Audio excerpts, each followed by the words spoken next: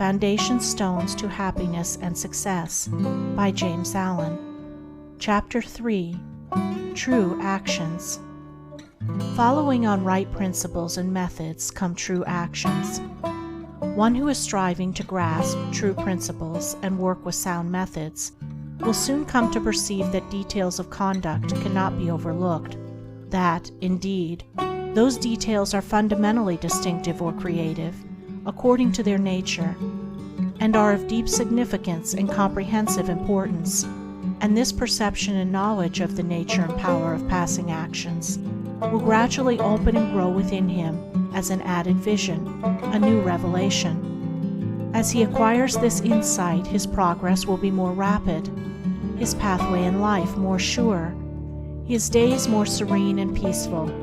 In all things, he will go the true and direct way, unswayed and untroubled by the external forces that play around and about him. Not that he will be indifferent to the welfare and happiness of those about him, that is quite another thing, but he will be indifferent to their opinions, to their ignorance, to their ungoverned passions. By true actions, indeed, is meant acting rightly towards others, and the right doer knows that his actions, in accordance with truth, are but for the happiness of those about him, and he will do them even though an occasion may arise when someone near to him may advise or implore him to do otherwise. True actions may easily be distinguished from false by all who wish so to distinguish, in order that they may avoid false action and adopt true. As in the material world, we distinguish things by their form, color, size, etc., choosing those things which we require, and putting by those things which are not useful to us. So in the spiritual world of deeds, we can distinguish between those that are bad and those that are good by their nature, their aim, and their effect, and can choose and adopt those that are good and ignore those that are bad. In all forms of progress, avoidance of the bad always precedes acceptance and knowledge of the good. Just as a child at school learns to do its lessons right by having repeatedly pointed out to it how it has done them wrong, if one does not know what is wrong and how to avoid it, how can he know what is right and how to practice it? Bad or untrue, actions are those that spring from a consideration of one's own happiness only, and ignore the happiness of others, that arise in violent disturbances of the mind and unlawful desires, or that call for concealment in order to avoid undesirable complications. Good or true actions are those that spring from a consideration for others, that may arise in calm reason and harmonious thought framed on moral principles, or that will not involve the doer in shameful consequences if brought into the full light of day. The right doer will avoid those acts of personal pleasure and gratification which by their nature bring annoyance, pain, or suffering to others, no matter how insignificant those actions may appear to be. He will begin by putting away these. He will gain a knowledge of the unselfish and true by first sacrificing the selfish and untrue.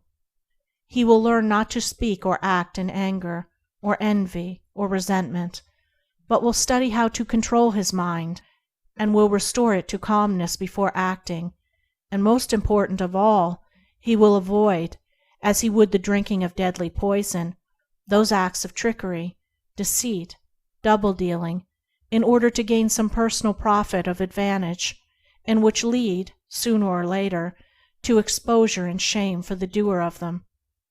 If a man is prompted to do a thing which he needs to conceal, and which he would not lawfully and frankly defend if it were examined of witness, he should know by that it is a wrong act, and therefore to be abandoned without a further moment's consideration.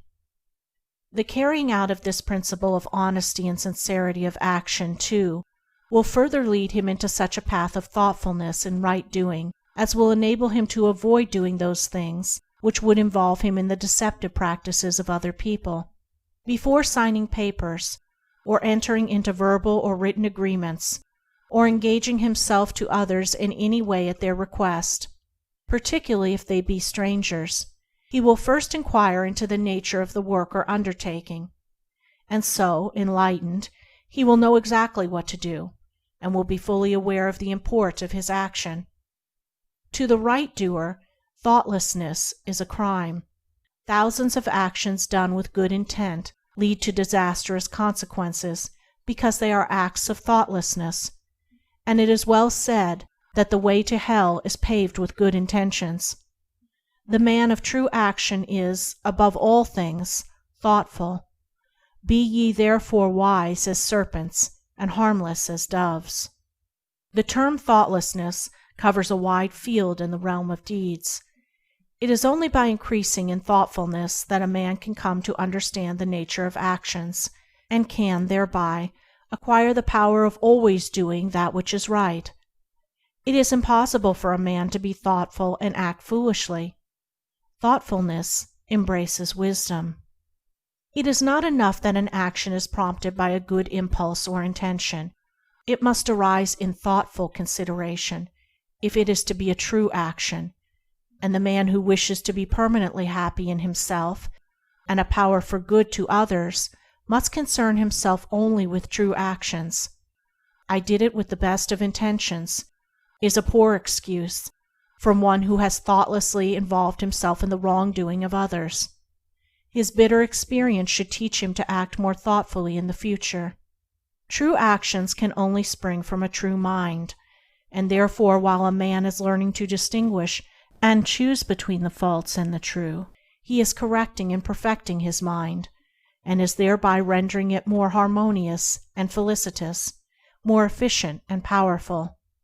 As he acquires the inner eye to clearly distinguish the right in all the details of life, and the faith and knowledge to do it, he will realize that he is building the house of his character and life upon a rock which the winds of failure and the storms of persecution can never undermine.